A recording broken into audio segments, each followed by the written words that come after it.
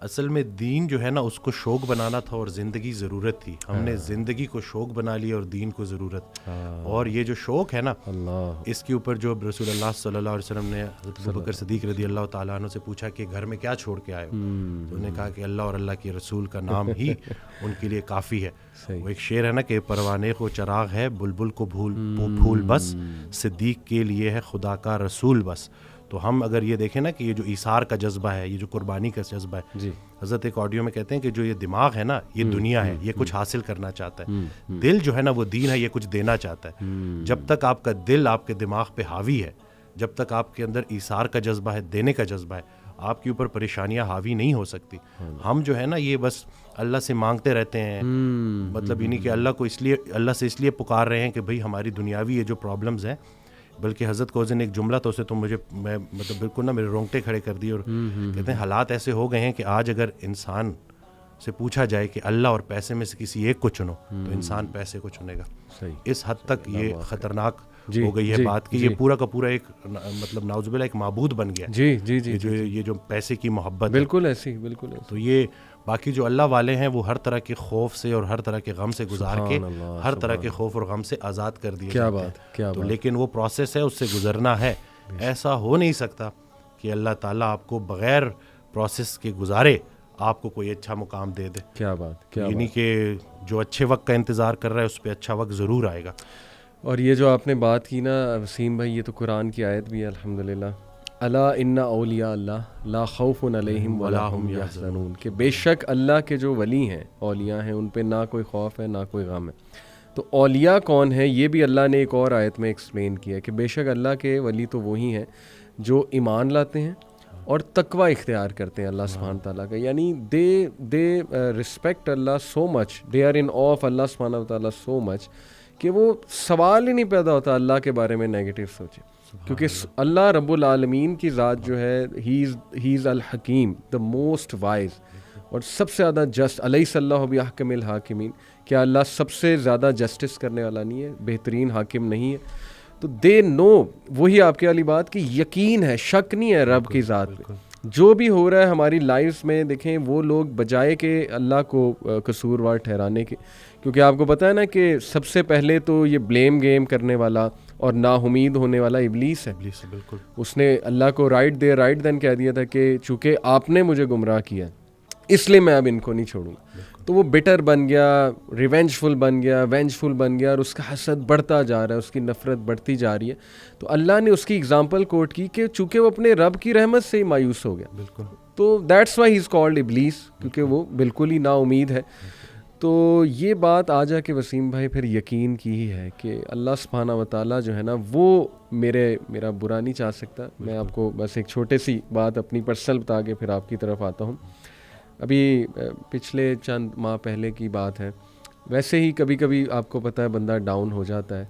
تو میری وائف کے بارے میں میں تھوڑا پریشان تھا کسی وجہ سے, تو میں کافی پریشان نظر آ رہا تھا. تو انہوں نے مجھ سے ایک بات کی, انہوں نے کہا کہ آپ بہت پریشان لگ رہے ہیں. میں نے کہا جی بس آپ کی وجہ سے, ظاہر ہے کچھ ہیلتھ ایشوز وغیرہ جو بھی ہے, آپ کو پتہ ہے چلتے رہتی ہیں یہ چیزیں, تو میں تھوڑا پریشان ہو گیا. تو انہوں نے ایک بات کی, اتنا اسٹرانگ جملہ وسیم بھائی کہ میرے رونگٹے کھڑے ہو گئے ان کا یہ جملہ سن کے. شی سیڈ کہ دیکھیں آپ اس لیے پریشان ہیں نا بیکاز یو لو می, آپ مجھ سے پیار کرتے ہیں. تو شی سیڈ کہ آپ سے زیادہ پیار مجھ سے اللہ کرتا ہے. سبحان اللہ. تو یہ بات ہمیشہ یاد رکھیں کہ اگر یہ کچھ آیا ہے اللہ کی طرف سے نا, تو یہ اس میں خیر ہی ہے اللہ کی طرف سے. تو اس سینٹینس نے مجھے اتنی تقویت دی وسیم بھائی کہ واقعی دیکھیں ہم اپنے چاہنے والوں سے کتنا پیار کر سکتے ہیں ایک حد تک. اللہ انفائنائٹ ٹائمز ہم سے زیادہ جو ہے نا اپنی مخلوق سے پیار. تو کیسے اللہ ایک بندے کو ڈسٹرائے کر سکتا ہے, کیسے اللہ سبحانہ تعالیٰ ایک بندے کو سفر ہوتے دیکھ سکتا ہے؟ پاسبل ہی نہیں ہے. بے شک. میں اکثر یہ بات کرتا ہوں کہ اخلاقیات میں الہیات کو شامل کرنا ہے. ابھی اخلاق میں تو ہر کوئی ایک دوسرے کے ساتھ اچھا ہوتا ہے انسانی سطح پہ, لیکن جب آپ اللہ کو بیچ میں لے آتے ہو تو آپ کے سارے مسئلے ٹھیک ہو جاتے ہیں. تو یہی ہے کہ یہ بھی اللہ کا بڑا کرم ہے کہ ہم سفر ہم خیال ہو جائے. صحیح. تو یہ جو ہے کہتے ہیں نا ہم سفر ہم خیال ہو جائے تو منزل آسان ہو جاتی ہے. مجھے اکثر جو ہے کالز آتی ہیں, میں کال کنسلٹیشن لیتا ہوں. اس دن ایک لڑکی کی کال آئی, وہ 2.5 سال سے اپنے والد سے بات نہیں کر رہا اور ایک ہی گھر میں رہتے ہیں. تو میں نے اس کو کہا کہ تمہاری دعاؤں کا سارا ذخیرہ تمہارے والد کے پاس ہے. اور پھر وہ ایک آڈیو میں سن رہا تھا تو اس میں کہتے ہیں کہ نیک انسان کو دیکھنا بھی نیکی ہے. تو میں سوچ میں پڑ گیا اور پھر ایک دم سے نا مجھے میرا وہ ڈاٹس کنیکٹ ہوئے سارے نا, خیال میرا وہ بنتا گیا کہ لیٹس سے اگر گھر میں بوڑھے ماں باپ ہیں اور آپ ان کے پاس جاتے ہیں اور ان کو مسکرا کے دیکھتے ہیں, اللہ, تو حج مقبول کا ثواب ہے. کہ کیا مطلب ویزا لگے گا نہیں لگے گا, جاؤ گے نہیں جاؤ گے, لیکن صرف مسکرا کے دیکھنے سے.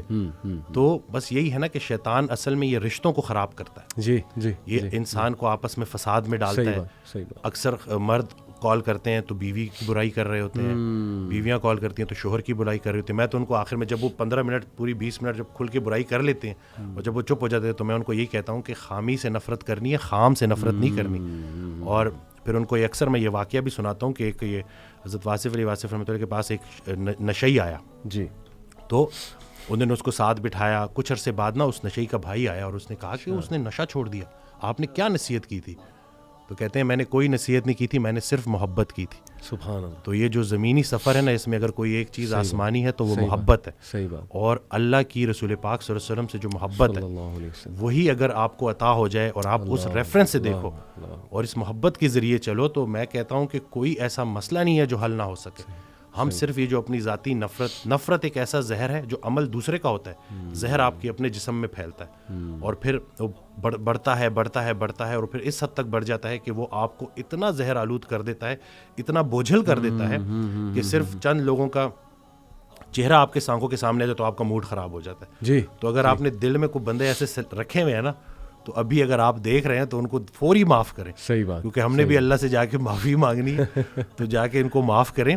اور نادان ہے جی, یہ لوگ نادان ہیں. قرآن میں اللہ کہتے ہیں کہ انسان نادان ہے. جی, تو آپ کی دانائی اگر آپ کو نادانوں کے ساتھ گزارا کرنا نہیں سکھا رہی تو آپ کی دانائی کس کام کی. میں اکثر ریپیٹ کرتا ہوں کہ آپ بڑا بنیں اور معاف کریں. جی, یہ چھوٹی سی زندگی ہے. اور کہتے ہیں نا کہ کشتی میں اگر سوراخ ہو جائے اور کشتی ڈوبنے لگے تو کشتی میں تمام سوار لوگوں کو اللہ یاد آ جاتا ہے. تو کشتی گزر رہی ہے, زندگی چلی جا رہی ہے اور گزرتی جا رہی ہے. ہم سے جب کوئی ہماری عمر پوچھتا ہے تو ہم وہ بتاتے ہیں جو گزار چکے ہیں. جی جی, حقیقت میں عمر وہ ہے جو رہ گئی ہے. تو جتنی رہ گئی ہے بس خیر سے گزاریں اور آپس میں صلح کریں. اور بس یہی ہے کہ چھوٹی سی زندگی ہے اور گزارا کرنا ہے اور صبر کرنا ہے. بہت زبردست بات. میں وسیم بھائی کچھ کوٹس آپ کے سامنے رکھتا ہوں کیونکہ آج کا ٹاپک بھی امید ہے بیسیکلی. یہ کوٹ ہے جی کہ اگر آپ سوچ رہے ہیں کہ ہر چیز آپ کے ہاتھوں سے نکل رہی ہے اور حالات آپ کے موافق نہیں ہیں, تو ایک دفعہ اس درخت کے بارے میں ضرور سوچنا جو ایک ایک کر کے اپنے تمام پتے کھو دیتا ہے لیکن پھر بھی کھڑا رہتا ہے, اس امید پر کہ بہار کے دن ضرور آئیں. سبحان اللہ.